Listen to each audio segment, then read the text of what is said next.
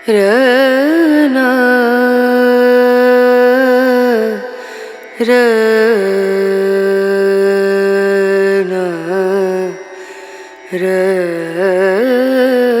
আজ কয়েকদিন যাবৎ বাংলাদেশে প্রচণ্ড রোদ, কোথাও কোনো বৃষ্টির দেখা নেই। তাই আমরা সবাই মিলে রওনা হয়েছি ডিপ মেশিনে গোসল করার জন্য। এখন আমরা সবাই মিলে একটি ডিপ মেশিন খুঁজে বের করব।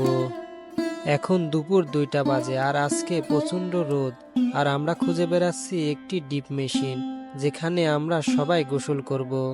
অনেক খোঁজাখুঁজি করার পরে অবশেষে আমরা একটি ডিপ মেশিন খুঁজে পাই, কিন্তু ডিপ মেশিনটা ছিল বন্ধ।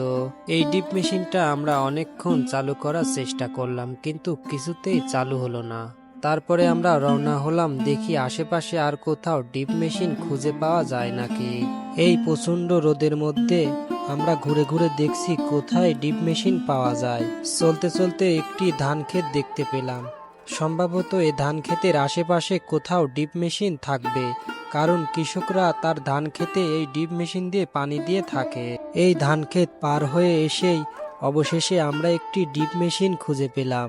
আমরা সবাই অনেক খুশি এই ডিপ মেশিন পেয়ে, কারণ এই ডিপ মেশিনের ঠান্ডা পানি দিয়ে আমরা সবাই এখন গোসল করব। তো সবাই মিলে একসাথে এই ঠান্ডা পানি দিয়ে গোসল করতে অনেক মজা লাগছে। আসলে যারা গ্রামে বসবাস করে তারাই শুধু বুঝবে এভাবে গোসল করতে কতটা মজা লাগে। প্রচণ্ড রোদ আর এই গরমে আমরা এখন থেকে প্রায় প্রতিদিনই এখানে গোসল করতে আসব।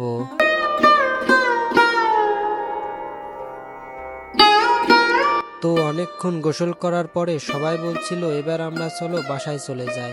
আমি বলছিলাম যে আর কিছুক্ষণ গোসল করে তারপরে যাব। তো এখন সবার গোসল করা শেষ, সবাই এখন বাড়িতে যাওয়ার জন্য প্রস্তুতি নিচ্ছে। তো আমাদের এই ভিডিওটি ভালো লাগলে অবশ্যই চ্যানেলটাকে ফলো দিবেন।